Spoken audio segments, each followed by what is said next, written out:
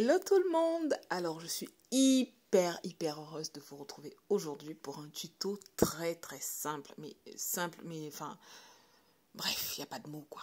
Alors pour ça, il vous faut un élastique, un rectangle de tissu, alors les mesures je vous mettrai en barre d'infos, mais de mémoire j'avais 54 cm de hauteur, donc la hauteur de la jupe, et en longueur ça faisait un peu moins d'1,5 m, donc 145 cm. Donc j'avais ce reste de tissu après avoir cousu une robe dont je vous mettrai aussi la vidéo bientôt. Et je me suis dit, alors qu'est-ce que je peux en faire? Ah ben, j'ai pensé à faire une jupe pour ma petite fille. Alors, j'avais un élastique de 2 cm de largeur et je me suis dit, ça peut être pas mal. Et pourquoi pas vous proposer un tuto facile, simple, rapide, enfin tout ce que vous voulez quoi. Alors, je vous montre comment faire. Il faut commencer par mesurer... comment je veux dire ça, l'espace nécessaire pour faire coulisser l'élastique dans la jupe tout simplement. Donc ici mon élastique fait 2 cm de largeur, donc je vais prendre 2 fois la mesure de l'élastique, donc 2 fois la hauteur de l'élastique, et je vais ajouter un petit centimètre d'aisance. Donc ici j'ai tracé une ligne à 4 cm. Bon, l'aisance, elle était un peu dans ma tête, hein.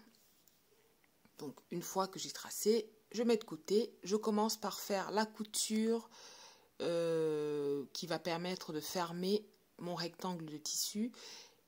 Et cette couture, en fait, va se situer au dos de ma jupe. Vous pouvez la mettre sur le côté ou devant, enfin, comme vous voulez. Mais on va coudre au point droit. Une fois qu'on a cousu au point droit, bon, ici, je ne vous l'ai pas montré, bon. Voilà. Une fois qu'on a cousu au point droit, on va venir ouvrir la couture au fer à vapeur. Le repassage, c'est hyper important. Hyper important quand on fait de la couture. C'est indispensable, en gros. Donc, une fois que vous avez ouvert votre couture au fer, moi, ce que je fais, je remets ma jupe à l'endroit, donc endroit face à moi, et je vais maintenant plier mon tissu en suivant la ligne que j'avais tracée à 4 cm du bord supérieur du coup de la future jupe, donc du rectangle de tissu quoi. Et là je viens écraser au fer à repasser. Et donc vous voyez que le repassage c'est hyper important. Concernant la mesure de l'élastique, je vous conseille de mesurer directement sur vous. Alors si vous faites une jupe pour adulte, ou pour même une enfant qui aurait une forte cambrure, je vous conseille vraiment de mesurer l'élastique directement sur le modèle et de voir s'il passe bien au niveau des hanches. C'est très important. Alors, une fois que j'ai fini de repasser mon tissu pour bien marquer le pli, ce que je vais faire, c'est que je vais me faire 2 petits repères qui vont correspondre à l'espace que je vais laisser sans couture dans un premier temps. Cet espace-là, je vais le laisser sans couture. Et de préférence, je veux qu'il mesure environ 5 cm et je veux qu'il soit situé en dehors de la couture dos. Parce que ce sera plus simple pour moi de faire passer l'élastique une fois que j'aurai cousu. Après, vous faites comme vous voulez, mais moi, c'est comme ça que je procède. Donc, mon élastique, je veux qu'il soit situé au milieu. Alors comment je peux expliquer ça? Donc je pense que vous avez vu comment je l'ai positionné, hein. Je l'ai mis au milieu, il n'est pas au niveau de l'extrémité de la ceinture, il est vraiment au milieu. Donc il y a 1 cm d'espace en haut et 1 cm d'espace en dessous de mon élastique. Là je vais coudre tout au long.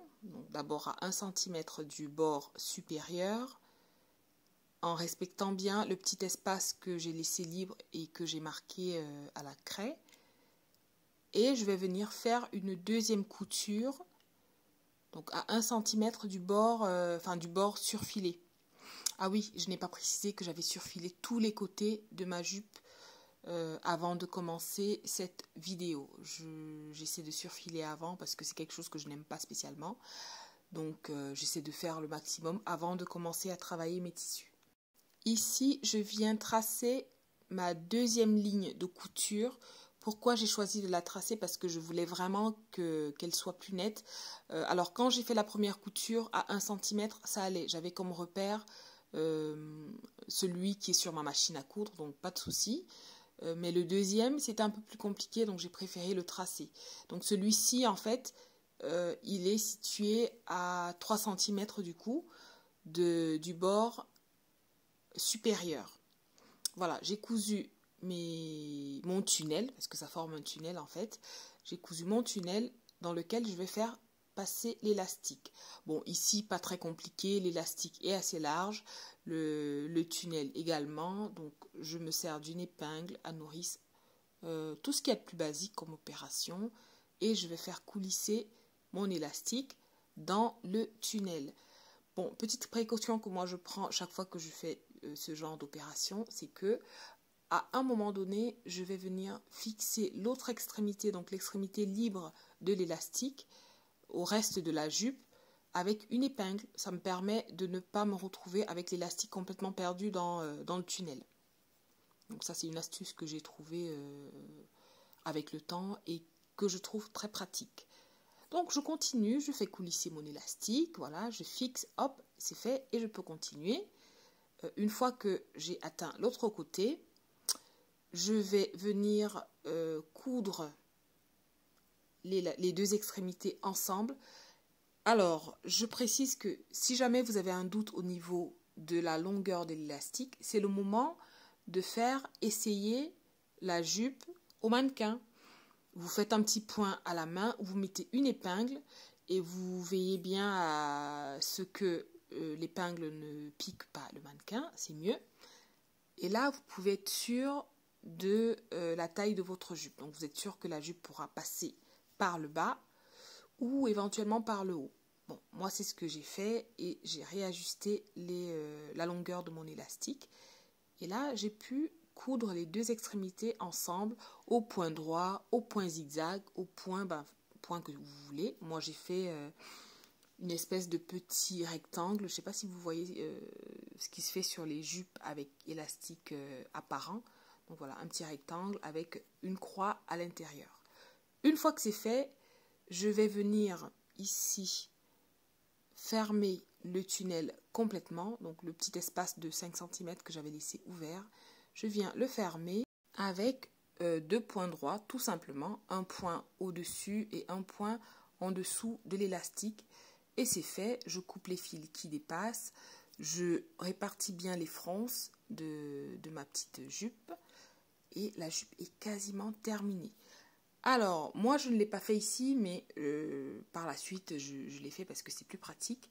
Je vous conseille de faire une couture au niveau de l'élastique, au milieu, carrément, pour maintenir les fronces et leur répartition. Sinon, à chaque fois que vous allez porter la jupe, les fronces vont bouger et c'est un peu agaçant. Après, je fais un ourlet, étant donné que j'avais surjeté tous les bords de mon tissu, je fais un petit point droit à 1 cm du bord inférieur. Et voilà, la jupe est terminée. Franchement, je pense que ça m'a pris une demi-heure. Donc voilà, n'hésitez pas. Ma fille était hyper contente, d'ailleurs elle va vous le dire. Alors Choupette, est-ce que tu aimes ta jupe? Oui, j'aime trop ma jupe, elle est trop belle, merci maman. Oh. Et voilà, c'est terminé pour aujourd'hui. Je suis vraiment contente de vous retrouver parce que j'ai plein de projets, plein de choses à partager avec vous. Et j'espère que vous allez kiffer. Et voilà, merci encore. Merci pour votre soutien. Merci. À bientôt.